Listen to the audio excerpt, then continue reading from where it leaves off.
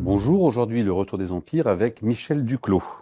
Lorsqu'il revient aux affaires en 1958, le général de Gaulle instaure une politique étrangère dite de la grandeur. Le mot a mal vieilli et on sait que de Gaulle s'est toujours bien gardé d'en donner une définition. La grandeur, c'est retrouver l'estime de soi et le respect des autres. Mais la politique de la grandeur, ce ne sont pas que des mots. La politique de la grandeur s'accommode d'une longue patience. C'est un des paradoxes de la geste gaulienne. Le général aimait défrayer la chronique par des déclarations fracassantes. Il avait un sens aigu de la mise en scène et il cultivait le style mousquetaire qu'apprécient beaucoup de Français, tout en offrant le profil majestueux d'un monarque républicain. Il pratiquait en virtuose l'art de la surprise et des choses-trappes qui exaspéraient tant ses adversaires anglo-saxons.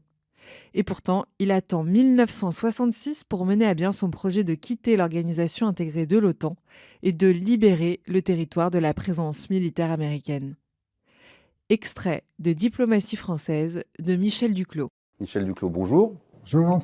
Donc, vous avez été ambassadeur de France en Syrie de 2006 à 2009, représentant permanent de la France à l'ONU, vous êtes membre de l'Institut Montaigne, vous êtes essayiste et vous êtes notamment l'auteur d'un ouvrage qui vient de sortir qui s'appelle donc Diplomatie française, tout sobrement.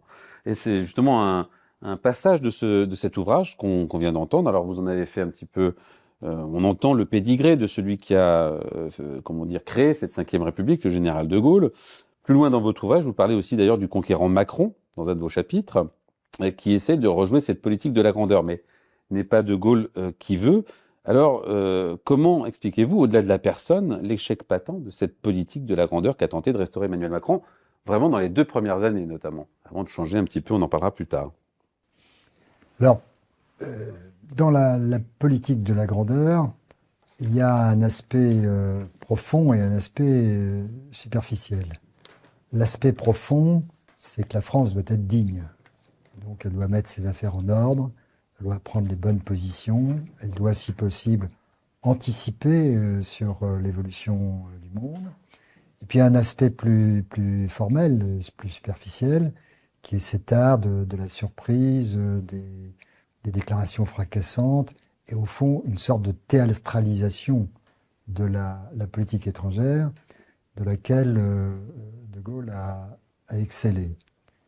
Je crois qu'Emmanuel Macron est certainement aussi quelqu'un de très sérieux. Je l'avais rencontré avant qu'il soit élu, et c'était clair qu'il cherchait à se former sur ces questions. C'était pas sa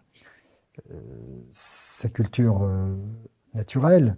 Donc il interrogeait des gens qui avaient une expertise, et il cherchait à se former un jugement. Donc loin de moi de dire que c'est un personnage superficiel. Au contraire, il est arrivé au pouvoir avec une certaine armature intellectuelle sur ces sujets, mais c'est quelqu'un qui effectivement est très attiré par ce qu'on appelle maintenant la communication, mais si possible une communication de rupture, une communication fracassante. C'est en cela où il est un peu un imitateur du général de Gaulle. Alors vous avez dit que ça avait moins marché.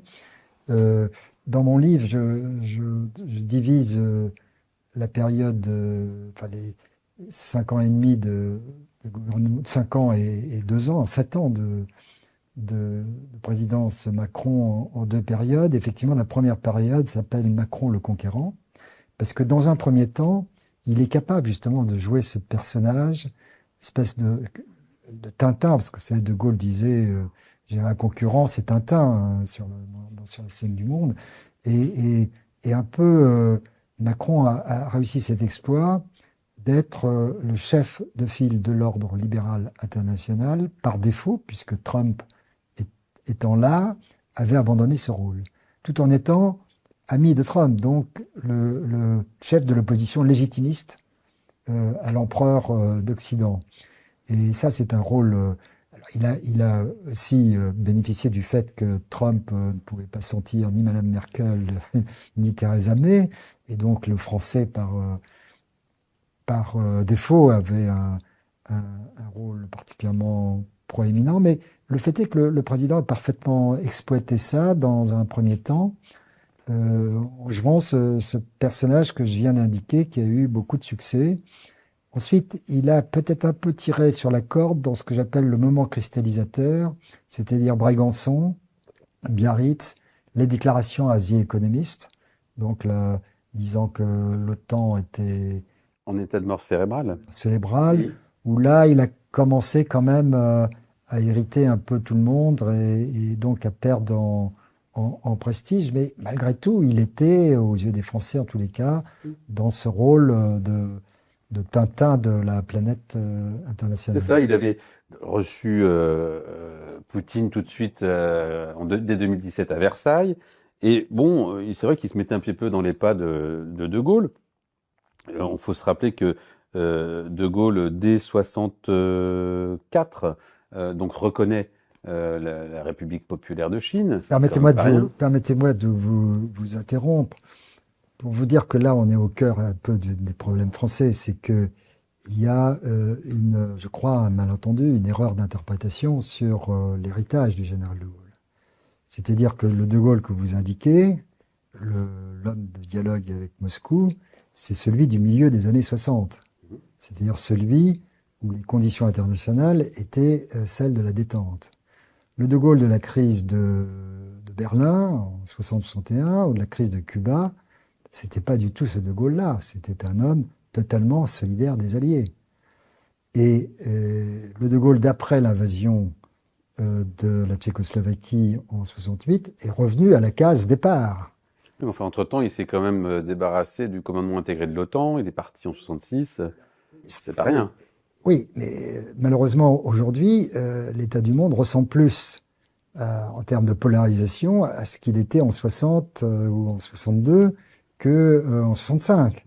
Et donc, lorsque on se réclame du de Gaulle de la détente, on fait quand même un peu, enfin on fait une erreur d'interprétation. Et laissez-moi vous dire que j'étais moi-même déjà conscient à cette époque-là, politiquement conscient. Au moment de Berlin ou de Cuba, le général de Gaulle n'appelait pas Khrouchtchev, et a fortiori l'idée d'aller à Moscou ne l'aurait pas effleuré, mais il n'appelait pas Khrouchtchev pour lui dire, monsieur le secrétaire général, on pourrait peut-être trouver un terrain d'entente, voyons voir ce qu'on peut faire comme compromis, etc., entre les Américains et vous. Donc, cette idée qu'il y aurait une doxa gaulliste, ou même selon certains gaulo-mitterrandistes, dans le dialogue avec la Russie, je crois, est une erreur. Et je pense que le président de la République est tombé dans cette erreur. Ça lui a coûté beaucoup, et ça a coûté à la France. L'excuse, l'atténuation à sa responsabilité que je trouve, c'est que c'était une erreur partagée par toute la classe politique française. Toute ma vie, j'ai connu des hommes politiques français qui rêvaient de dialogue avec Moscou, quelles que soient les circonstances. Alors, Emmanuel Macron, quand même, qui s'inspire et de Gaulle et de Mitterrand, enfin ça en tout cas, on a compris qu'au départ, il avait cette notion d'histoire. Finalement, lui, il ne va pas miser sur la politique de la grandeur, il va inventer un terme, c'est la politique de l'équilibre. Donc notamment, pour en revenir à notre sujet, hein, l'équilibre, ça signifie aussi être en rapport avec tous ces pays dits du Sud global et tout en restant en lien avec les alliés naturels de la France, de l'Europe, donc on va dire les États-Unis notamment. C'est quoi cette politique d'équilibre? Qu'est-ce que ça veut dire? C'est un en même temps géopolitique? Bon, personne n'est capable, et le président évidemment se garde bien de définir lui-même ce que c'est qu'une puissance d'équilibre, il a raison. Mais parce que si ça veut dire que quand la France choisit un camp plutôt que l'autre, ça permet de rétablir l'équilibre, c'est quand même très prétentieux. Et je crois pas que je crois que le président est trop intelligent pour croire à des choses pareilles. En revanche, il y a probablement effectivement une rémanescence de la période de Gaulle, en ce sens que s'il y avait une ligne directrice, c'était sortir de la logique des blocs. On disait sortir de Yalta à l'époque. Alors aujourd'hui, Yalta, ça ne parle plus à personne, mais sortir de Yalta, ça veut dire casser la logique des blocs.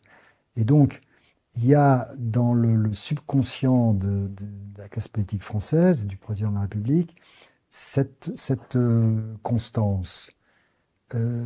Malheureusement pour lui et malheureusement pour nous, encore une fois, nous ne sommes plus en 65, mais en 60. Et aujourd'hui, il y a une repolarisation sous une autre forme qui fait que c'est assez difficile de vouloir être entre les deux. Mais c'est très profondément ancré chez nous. Et maintenant qu'on a viré notre cutie et qu'on a compris que la Russie était une ennemie, maintenant on cherche du côté de la Chine s'il n'y aurait pas moyen, là aussi, de retrouver une manière d'équilibre. Alors vis-à-vis du Sud global, c'est très différent, parce que là, c'est l'héritage de la décolonisation, c'est l'héritage de Giscard d'Estaing. Je suis toujours un peu frappé qu'on parle de gaulo-mitterrandisme, mais François Mitterrand s'est rallié surtout à un gaulo-giscardisme, car c'est Giscard qui a eu cette idée qu'il fallait s'ouvrir aux pays du Sud, d'ailleurs pour les raisons qui sont plus que actuelles aujourd'hui, c'est que grâce au pétrole, ces pays avaient acquis vis-à-vis de nous des leviers importants.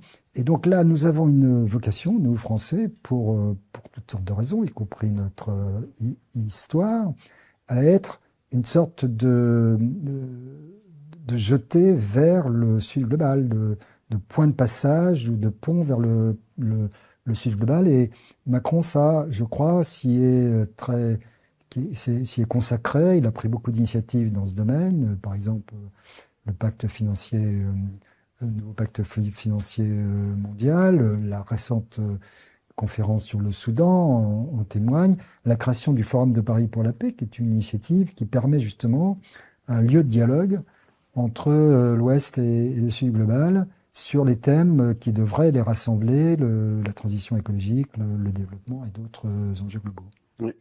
Il est vu comment Macron, quand il est en Chine ou en Inde, il est vu comme chef d'État de la France ou, on sait, ce sont des visites d'État, certes, mais où est-ce qu'il est vu comme le leader européen?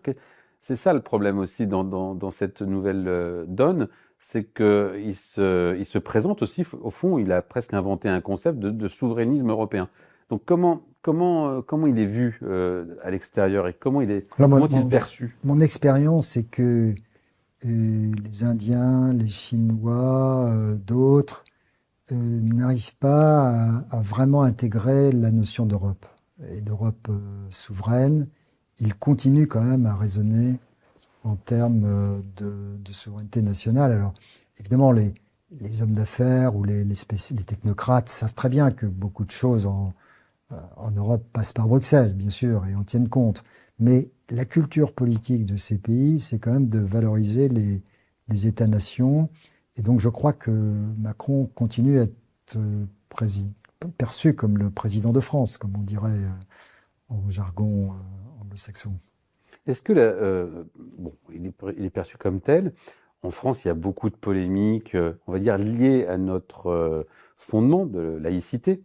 Cette laïcité est très très mal comprise, continue à être très très mal interprétée. D'ailleurs, il n'y a pas vraiment y compris en anglais, il n'y a pas véritablement de traduction littérale. Le secularism, c'est pas la même chose. Comment on réussit, comment ça commence à être... Est-ce qu'il y a une avancée là-dessus? Parce que Macron tente un peu de travailler sur cette notion-là, tente de faire passer le message. Est-ce que c'est un poids, cette notion de laïcité avec tous ces pays, notamment du Sud global? C'est je pourrais pas dire un handicap parce que voilà, on va pas se changer, mais c'est un problème. J'ai été très frappé moi-même par ce qui s'est passé après l'assassinat du professeur Paty, où le président a fait des déclarations condamnant les extrémistes religieux, qui dans un contexte français étaient parfaitement raisonnables, parfaitement normal. Il ne pouvait pas dire autre chose. Et ça a provoqué des manifestations monstres dans un certain nombre de pays musulmans, un peu manipulés par Erdogan, bien sûr, mais enfin, le fait est que les gens sont descendus dans la rue avec des slogans anti-français et en même temps des articles virulents, wokistes, du New York Times, mettant en cause cette manie française de la laïcité. Donc c'est vrai que dans le monde désoccidentalisé qui est le nôtre, on a une difficulté de soft power de ce point de vue. C'est paradoxal parce que, excusez-moi, je vous interromps, le soft power français, justement, cette capacité de se placer un peu au centre, comme ça, d'un point de vue géopolitique. La dernière fois, ça a été Villepin dans le cadre... c'est lié aussi à cette notion de laïcité. Au fond, c'est une forme de laïcité géopolitique, c'est-à-dire qu'on prend en considération tout le monde. Il n'y a pas de surmoi ou d'une nation qui serait au-dessus des autres. Donc c'est ça qui est étrange, de ne pas réussir à faire passer ce message-là. C'est peut-être étrange, mais c'est comme ça. Parce qu'on aimait bien la France quand elle faisait ça avant. Oui, mais c'est-à-dire, la France, vous savez, la France l'image de la France que j'ai connue dans le monde pendant des décennies, c'était effectivement les Lumières, Victor Hugo, enfin la Révolution française, Victor Hugo et le général de Gaulle. C'était cela pour beaucoup de pays, enfin beaucoup de gens dans beaucoup de pays. La désoccidentalisation du monde a fait que les identités nationales ont ressurgi un peu partout, les identités multiples, pas seulement nationales, bien sûr. Il y a un rééquilibrage, et cette image de la France existe encore, mais passe beaucoup moins qu'auparavant. Et ça, c'est un phénomène qui, pour nous, est quand même un grave handicap par rapport à l'espèce de crédit automatique qu'on avait auparavant. Emmanuel Macron a une conscience aiguë de l'évolution des rapports de force et de la montée en puissance de ce que l'on appelle le Sud global. Citons entre mille propos du même genre ces formules lors de son allocution aux ambassadeurs du 27 août 2019. Il disait « Regardons l'Inde, la Russie et la Chine. Elles ont une inspiration beaucoup plus forte que les Européens aujourd'hui. Elles pensent le monde avec une vraie logique, un imaginaire que nous avons un peu perdu. L'Europe n'est jamais loin dans les réflexions d'Emmanuel Macron qui poursuit. Les deux qui ont aujourd'hui les vraies cartes en main, ce sont les États-Unis d'Amérique et les Chinois. Nous avons un choix par rapport à ce vrai changement, ce grand basculement, décider d'être des alliés minoritaires de l'un ou l'autre, un peu de l'un et un peu de l'autre, ou décider d'avoir une part du jeu et peser. Et de là sortira son idée de France puissance d'équilibre. Est-ce que vous pouvez nous traduire un petit peu tout ça, s'il vous plaît, pour qu'on comprenne notamment décider d'être des alliés minoritaires de l'un ou l'autre, ou un peu de l'un. Je crois que là, pour le coup, il est dans le droit fil de la philosophie du général de Gaulle, qui est que la France, et maintenant la France ne pouvant plus exister par elle-même, l'Europe, doit éviter toute inféodation. Et donc, avant, le problème, c'était l'URSS et les États-Unis, et comme le pouvoir qui nous dominait le plus, celui qui était le plus immédiat, le plus immédiatement menaçant, c'était les États-Unis, on était contre les États-Unis. Cette discussion avec Julian Jackson, le dernier biographe de Gaulle, qui avait vu dans les archives que de Gaulle était un très grand admirateur de Roosevelt. Simplement, comme c'était le président des États-Unis, il fallait qu'il s'y oppose pour ne pas se laisser dominer. Donc voilà, c'est ça la philosophie de base qui est derrière cela. D'ailleurs, vous voyez que le président parle de Sud global, puis aussitôt il mentionne Russie, Inde, Chine. Alors Inde, c'est certainement le Sud global. La Chine, c'est déjà plus discutable. La Russie, c'est clairement un exploit de la part des Russes de se faire passer pour des gens du Sud global, parce que c'est une vieille puissance traditionnelle, c'est bien la Russie. Et donc, je dirais que le président arrive à de bonnes conclusions à partir de fausses prémices. Je crois que le problème pour les Français aujourd'hui, ce n'est plus d'éviter d'être dominé par les États-Unis ou la Chine, mais il arrive à des bonnes conclusions, en ce sens que c'est vrai quand même qu'il faut qu'on soit capable d'avoir une capacité d'autonomie vis-à-vis de ces pays, et que pour cela, il faut essayer d'avoir des coalitions avec des grands pays du Sud. Et c'est la conclusion à laquelle je parviens moi-même, si vous voulez, mais je la formulerai différemment du président. Notre ligne, ça doit être d'être ceux qui contribuent à une coalition pour la stabilité du monde, qui inclut les États-Unis, bien sûr, mais qui inclut aussi d'autres pays dans le Sud. Mais comment on peut arriver à cela dans cette Europe aujourd'hui, qui quand même est très disparate à tout niveau? Enfin, on voit bien la Slovaquie, la Hongrie, bon, la Pologne, moins depuis l'invasion russe en Ukraine, mais on voit bien qu'il y a quand même des espèces de de réflexes qui font on ne regarde pas dans le même sens, quoi. Donc comment réussir à être un président très européiste, parce que quand même il porte cette image-là, et réussir à être en contact donc avec ces pays-là, réussir à rentrer en relation réellement diplomatique, alors qu'on est dans un brouillard comme ça un peu en Europe. Faudrait-il pas que Emmanuel Macron ait un discours plus national, justement? Vous l'avez dit tout à l'heure, d'ailleurs, ces pays-là entendent surtout ce genre de choses. Mais nous, notre destin est lié à l'Europe. Voilà, c'est peut-être triste, mais c'est comme ça. Et c'est vrai qu'en Europe, on est relativement minoritaire. Et les autres pays ne pensent pas spontanément comme nous. Et pendant longtemps, on avait réussi à avoir le moteur franco-allemand qui était fait de divergences, mais de divergences surmontées. Aujourd'hui, c'est de plus en plus difficile. Je crois que l'un des motifs, c'est pas le seul, mais l'un des motifs du retournement de Macron sur l'affaire ukrainienne et dans son attitude à l'égard de la Russie, c'est d'avoir compris que s'il continuait avec son attitude traditionnelle, ne pas humilier la Russie, dialoguer, etc., il se coupait d'une partie de l'Europe très importante, qui est peut-être la plus dynamique en termes historiques, qui est l'Europe de l'Est.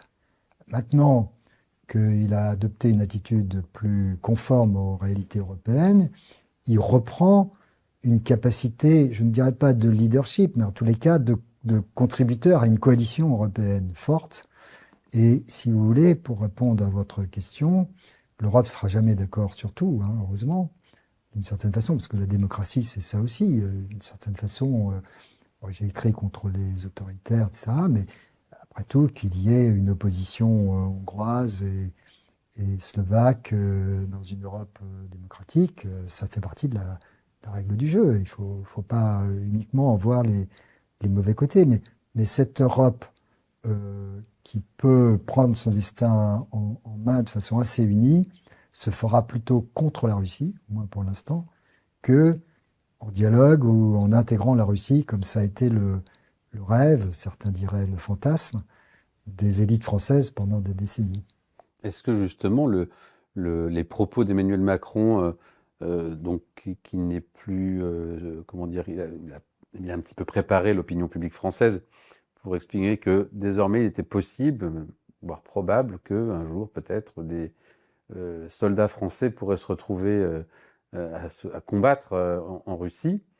Est-ce que ça fait partie justement contre la Russie, pas en Russie quand même. Contre la Russie, oui, pardon, absolument. Enfin, a priori.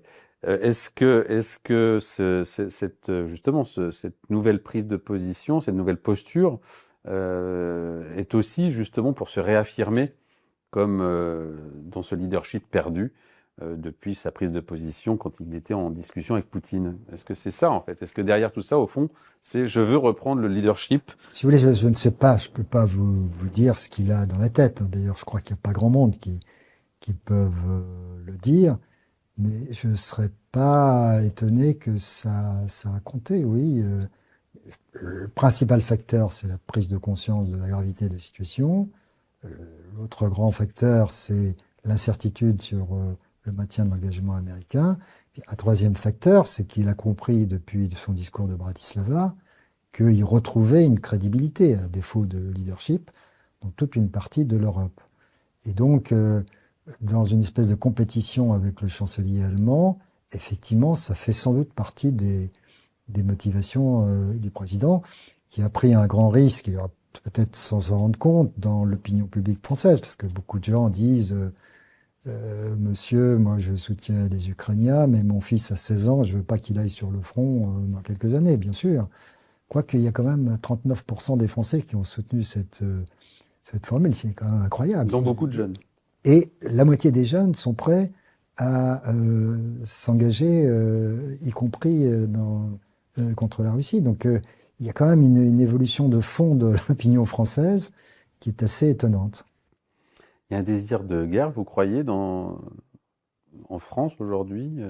Non, je crois pas, mais je pense que l'idée qu'un grand pays européen agresse son voisin, lui interdit son autonomie, son indépendance nationale, Ça rappelle pour les Français d'un certain âge la Première Guerre mondiale.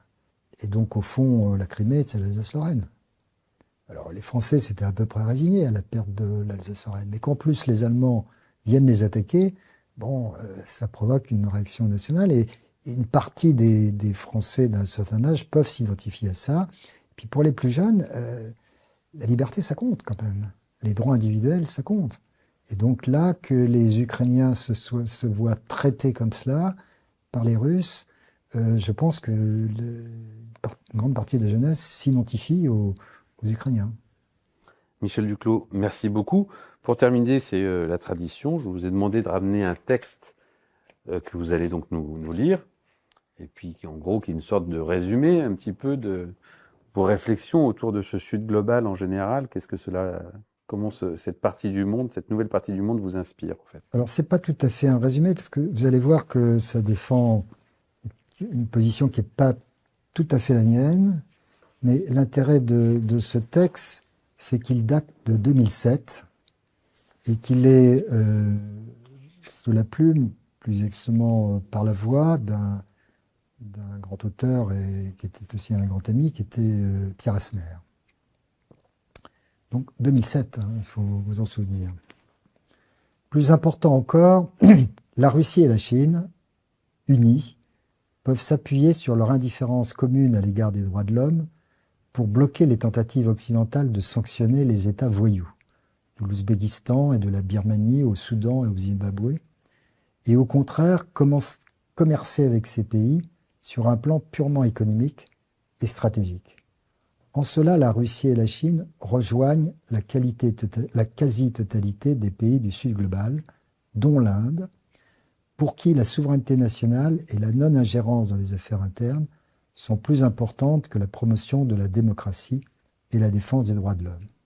La Russie et la Chine se placent ainsi en position de force d'équilibre, de médiateur ou d'arbitre dans un potentiel conflit entre le Nord et le Sud, ou entre les États-Unis et des nations comme l'Iran ou la Corée du Nord.